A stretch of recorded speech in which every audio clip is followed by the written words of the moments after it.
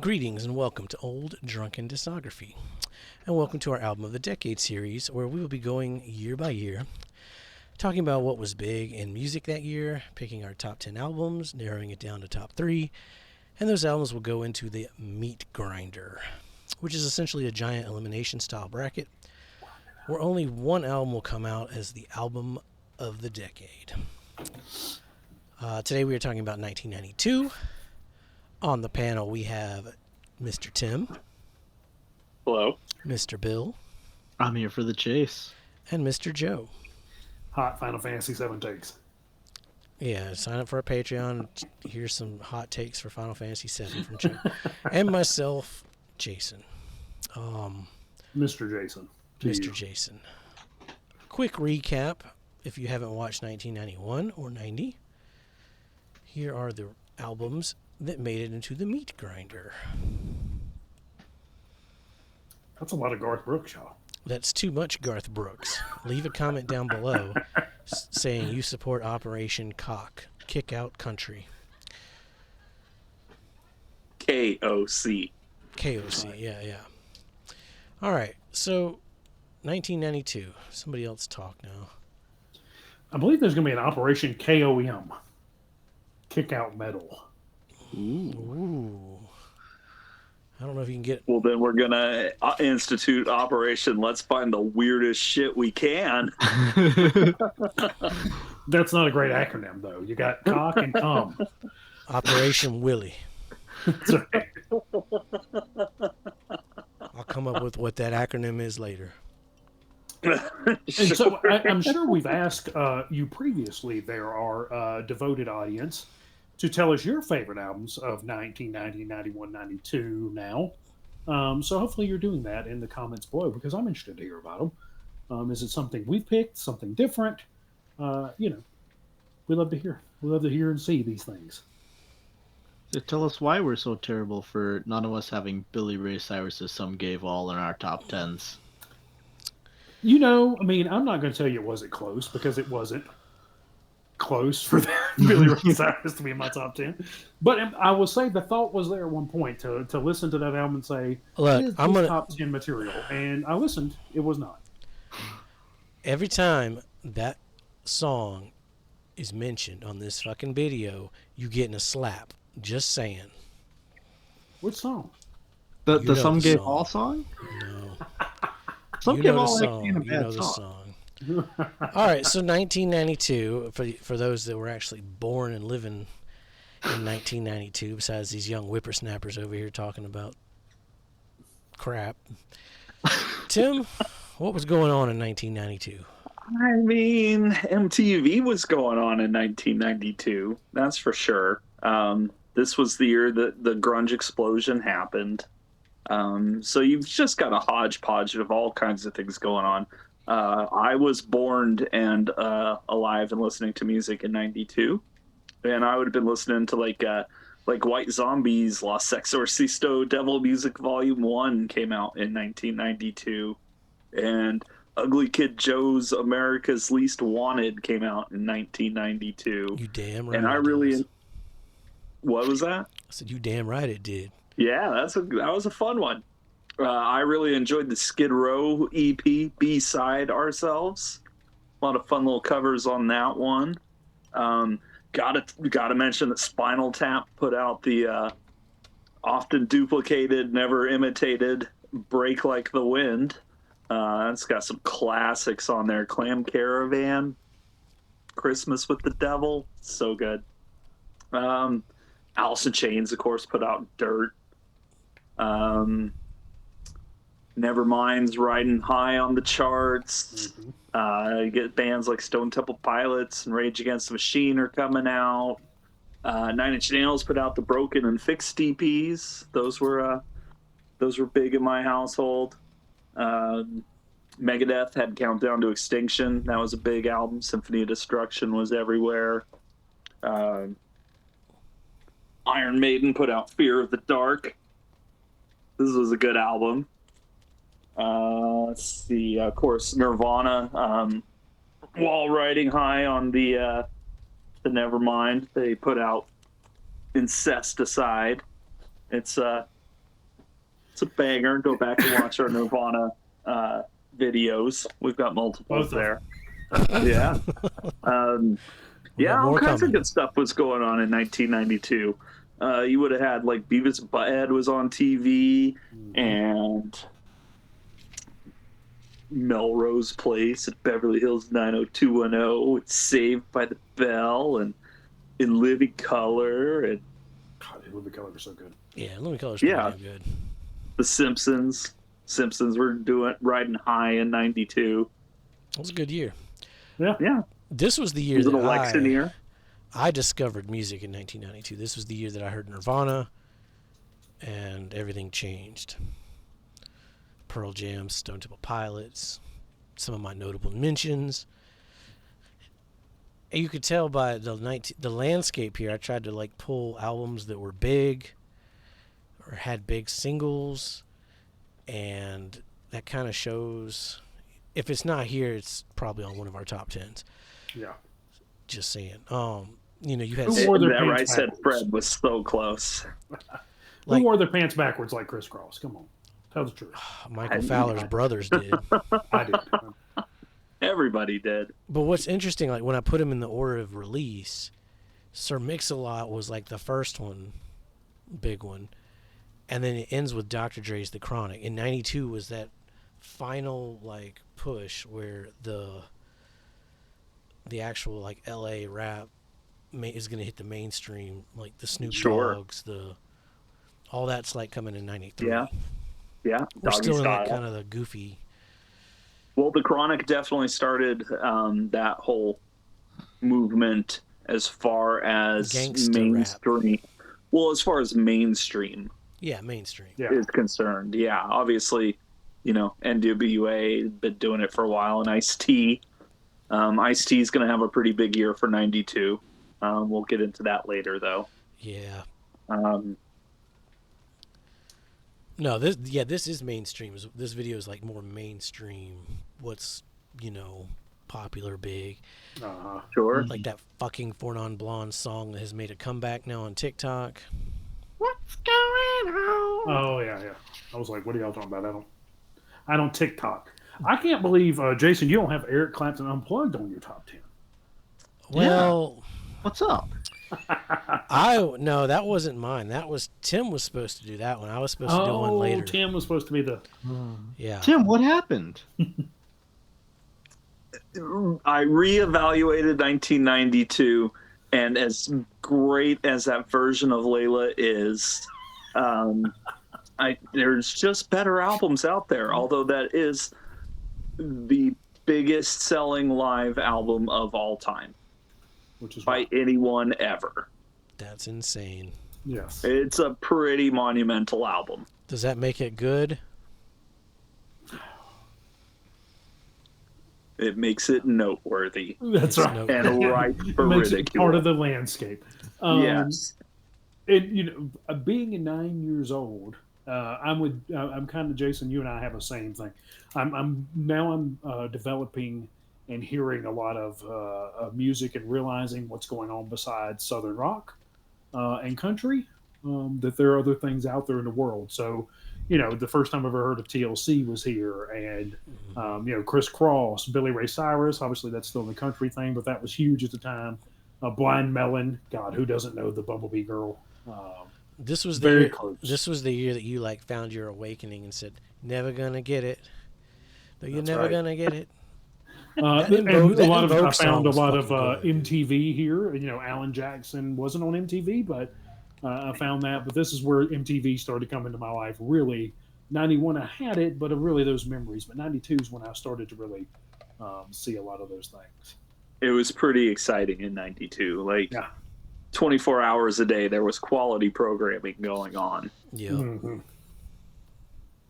And Bill, I know, being the ripe old age of I don't believe born yet. How did that all roll through you? I mean, obviously these are albums you've listened to going backwards. Like, tell me a little of that. Say that last part again. You froze in Oh, a very sorry. hilarious way that I'm using at the end of this video. Yes. But I was just because my curiosity of like you going back and listening to like 90, now 91, 92, as I feel the music's evolving, and I'm speaking for Jason and Tim, like feeling the music evolving. How do you feel on that? I definitely concur on the music evolving here. I'll admit when I get to my rankings, I did call in some call it backup, aka ask my parents what they were listening to in 1992, which is how a couple of the albums got on my top 10 list. Because like, hey, like this is one that was like, all right, give it a listen, and then you'll see where I rank it once we get to that part. So yeah, going back, you definitely could tell that music is changing and evolving. I mean, especially like the country scene. I mean, you know, another album that came out this year was, let's see, it was Alabama's, oh gosh, American Pride, which was, I think, their 17th studio album or something like that, which people were still just riding high on the Alabama train. When it comes to actual Alabama albums, I wouldn't even put it in the top 10 personally, but it was still sold like 2 million copies because it was Alabama on the title. What's funny is you just named an Alabama album, and I can't remember what you said, but I don't know if I put it in the top 10 either. I can't name another Alabama album. Seeing as how you guys gave me your top 10s, and neither one of you had it in there, you wouldn't have put it in top 10. I was just saying my top 10 Alabama albums even. Oh, okay. Sorry. That's what I meant when I said that. Well, I'd probably put it in my top 5 Alabama albums. Really? Top 3 for me. Can you name 4 other ones? Nope. I can't even name that one. But no, it was real interesting just how music was evolving through these 90s. And I'm enjoying going back and listening to it. Whenever people ask me what music I listen to, I used to say like anything before 1992 was just semi-arbitrary year for a cutoff I picked. Going back and listening, I'm like, all right, there's a reason I kind of picked 1992, considering a lot of stuff I listened to was 1991 and prior, and then a little bit in 92. So I realized I kind of tailed off a little bit this year in music from what I regularly listen to. So it's been interesting going on that journey part. One of the most interesting things for me is 1992 is the first post Nevermind year, and you can see it already. It's going to get worse than 93, but post 92 post Nevermind completely shaped what's coming. It's also probably like the zenith of just underground bands in general across all genres. Everybody's real experimental. There's a lot of room for everybody to do whatever they want. And I mean, obviously, like the big companies, they're looking for audiences. But there's a lot more choices that the music consumer has, as opposed to even today with the internet. Like, we have billions of songs at our fingertips, but only like 5 of them actually get any exposure. Well, I would like to say, though, on this list of albums on the screen, that Cure Wish album is in Fortnite, because you can download Friday I'm in Love in Fortnite, which is... That's a damn good Cure record. When you think they're going to bring out the old Alan Jackson's Chattahoochee in Fortnite? Right after they bring out the Screaming Trees' Sweet Oblivion album there. I'm surprised you cock fans didn't have Alan Jackson in your top 10, because that was a big crossover. I'm telling you, he's close. I mean, he's probably in the top 12. If you gave me 12 albums, I'd probably have Alan Jackson in there. I mean, if I did top 10 country, he'd absolutely be in there. Okay. But I think the country albums that I put forth in the top 10 are better than Alan Jackson's. I'm looking forward to see what you've got in there for country-wise, because, I know you and I have a love for Garth. So I'm assuming we both have him in there. I'm going to very quickly go through my honorable mentions here. I got a couple on vinyl. Tim kind of named them, but my honorable mentions for 1992 that did not make my top 10 was White Zombie, Los Exoristo Devil Music Volume 1. Same here. Arguably their best record. The Vandals, When in Rome. Yeah. Do as the Vandals. I have a fondness for Astro Creep though. Soul Asylums, Grave Dancers Union. Okay. You know, Runaway Train, Black Gold, Somebody to Shove. That's some angsty shit. I like Somebody to Shove. I remember that one was kind of, it was for a radio song. It's like, okay, I can deal with that. Yeah, we saw. I don't know if I remember that song. I'm sure if I heard it, I would. Runaway Train though was just too much. That's crossing a line. Somebody to Shove is the opening track. Good or bad? For me? Yeah. For Runaway Train? Is it crossing a good line or the bad line? Yeah, we're crossing a good line, bad line with that one. I mean, I guess I'm just not a fan of the Jingo Jango open chord on an acoustic. So here's my thing with Runaway Train. Dude, it's such a good song to play on acoustic guitar, man. It's like four chords. It's good for about half of the amount of that song's length, and then it gets old. Hey, that video actually brought half a Runaway Train. I think it's great. No, it should be longer, man. It should be longer because it brought home those children. About 1 minute of Runaway Train is about all I need. Man. And it's really good for 1 minute. So good. Why are you so hateful tonight? You fucking talking shit about Final Fantasy VII. Yeah, you got some fire on 1992. Shit. Love it. All right. Anyway. Bring it. Screeching Weasels Wiggle. No Use for Names. Don't Miss the Train. Nine Inch Nails Broken Fixed. Mr. T Experience. Milk Lemonade. The Lemonheads. It's a Shame About Ray. I Don't Give a Shit. That's a fun pop record. Guttermouth, which is not a fun pop record. The album formerly known as Fulling. And Gin Blossom's New Miserable Experience. Oh, and No Doubt self-titled.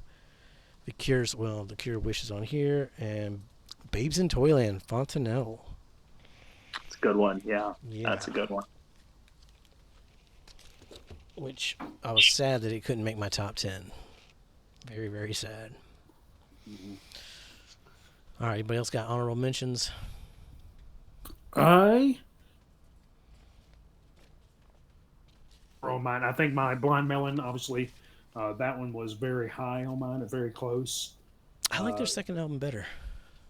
I don't know if I've sat down and listened to all of the self-titled here.